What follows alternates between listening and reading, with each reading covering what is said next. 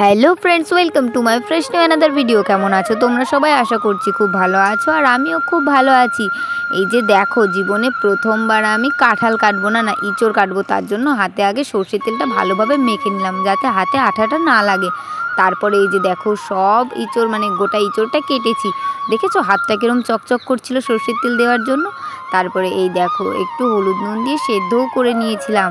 জীবনে first time আমি ইঁচড় রান্না করব, দেখেছো তো। তার জন্য এই যে লঙ্কাটা আর জিরেটা হালকা একটুখানি তেলে নিয়েছিলাম, তেল ছাড়াই। আর এইদিকে রান্না করব গাজর আলু ভাজা আর টমেটোর টক, আর এইদিকে হচ্ছে ভাত।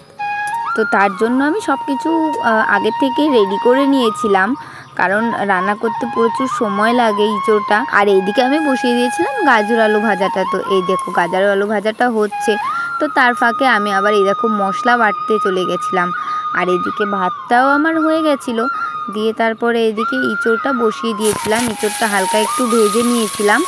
তো এই যে দেখো, আমি এখন ইঁচড়টা ভেজে নিচ্ছি একটু। তো আমি তো কোনোদিনও ইঁচড় রান্না করিনি, এই ফার্স্ট টাইম ইঁচড় রান্না করছি আর ভাবছি যে ভালো হবে কি হবে না। তারপরে ওসব ভাবনা বাদ দিয়ে তাড়াতাড়ি আমি ইঁচড়টাকে হালকা একটু ভেজে নিলাম, ভেজে উঠিয়ে রেখেছিলাম। আর তারপরে এদিকে আমি আলুটা দিয়ে দিয়েছিলাম। তো আলুটা হালকা একটু ভাজা ভাজা হলে পরে মশলাগুলো দিয়ে দেবো এবার। আর এদিকে দেখো, আলুগুলো হালকা একটু ভাজা ভাজা হয়ে গেছে, মানে 50% প্রায় হয়ে গেছে। আর এইদিকে মশলাগুলো বেটে রেখেছিলাম, আদা, পেঁয়াজ, জিরে আর শুকনো লঙ্কা। তো এই দেখো, আমি মশলা দিয়ে এখন কষাচ্ছি। তো টমেটো দিয়েছিলাম, এই দেখো এখন কষাচ্ছি ভালো করে। যদিও কোনোদিনও রান্না করিনি, তাও চেষ্টা করছি যাতে ভালো হয়। তো তোমরা পুরো ভিডিওটা আমার সাথে দেখতে থাকো।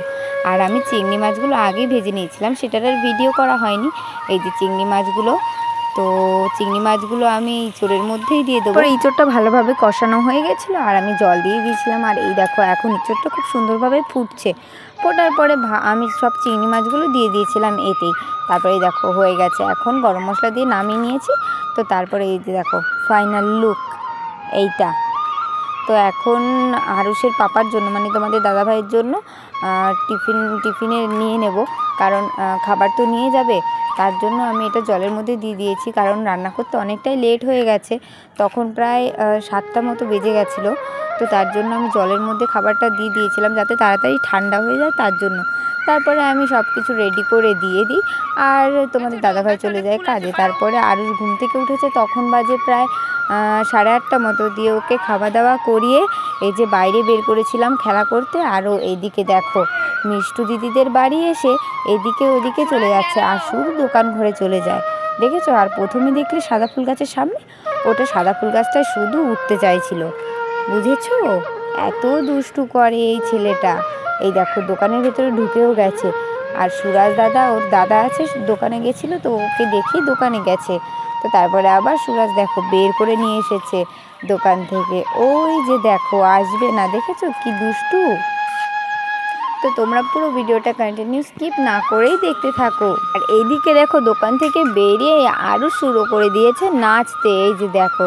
তারপরে এই যে ওর নীল দাদা চলে এসেছিলো, আর নীল দাদার হাতে ওই দেখো ওই ব্রেসলেটের মতো ওই রাবার ব্যান্ডটা দেখে আরুষের পছন্দ হয়ে গেছে, তাই ওটা নিয়ে একটু টানাটানি করলো। আর এইদিকে দেখো, মিষ্টু ফোন খাচ্ছে, ওর কাল থেকে পরীক্ষা, আর ও বসে বসে ফোন খাচ্ছে। আর এই যে ছেলেটা এত দুরন্ত, সোজা চলে গেল বাড়িতে। তারপরে খাওয়া দাওয়ার সময় হয়ে গেছিলো, স্নান ধান করিয়ে দিয়েছিল ওর ঠাম্মি ওকে, দিয়ে এই যে ডালিয়া আমি রেডি করে নিয়ে চলে এসেছিলাম। আর আরুষ বসে গেছিলো এদিকে ঠান্ডা করতে। তো এই যে দেখো, এবার জলটা খুলছে। এখনও বোতলের মুটকিটা খুব ভালোভাবেই খুলতে পারে, দেখো বোতল সামনে পেলেই মুটকি খুলে সব জল ফেলে দেয়। এরকমভাবে 2 দিন খাটের মধ্যে পুরো 1 বোতল করে জল ফেলে দিয়েছে। এই দেখো, কথা বলতে বলতে তোমাদের সাথে দেখো জলটাও ফেলে দেবে, দেখো মানে বোতল নিয়ে খেলতে খেলতে জলটা পুরো উল্টিয়ে ফেলে দেয়। এই দেখো, দেখেছো জলটা ফেলেও দিল। এবার দেখো কি করে, শুধু জলটা ফেলে দিয়ে এবার দৌড়িয়ে চলে যাবে।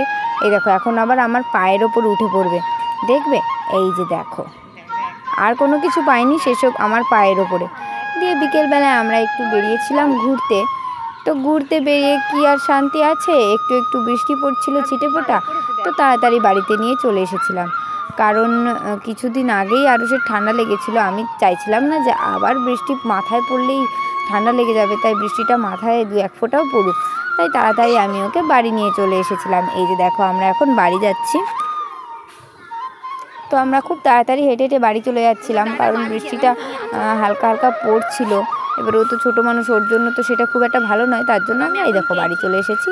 আর এই যে দেখো আরুষের ঠাম্মির কাঁঠাল গাছ, এখান থেকেই ওই কাঁঠালটা পাড়া হয়েছিল যেটা আমি রান্না করেছিলাম। অবশ্য ওটা ইঁচড় ছিল, কাঁঠালকে কচি অবস্থায় তো ইঁচড়ই বলা হয়। দিয়ে এই যে রাত্রের বেলায় তখন কটা বাজে, মোটামুটি 6:30-7টার মতো বাজে, আরুষকে একটু গ্লাসে করে দুধ খাইয়ে দিয়েছিলাম। তারপরে এই যে দেখো ওর 2 কাকাই এসেছে, এবার 3জনা মিলে খেলা করছে, দেখেছো? এই যে ওর ছোট কাকাই, ওইটা ওর বড় কাকাই, আর এই যে আরুষ খেলা করছে বই আর পেন নিয়ে।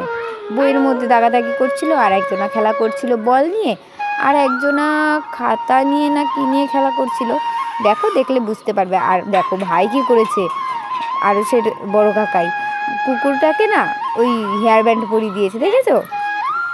তো এরম করেই ওরা অনেকক্ষণ খেলেছে। তো আজকের ভিডিওটা এই পর্যন্তই। ভিডিওটা যদি তোমাদের ভালো লাগে তাহলে অবশ্যই একটা কমেন্ট এবং একটা লাইক করে দিও।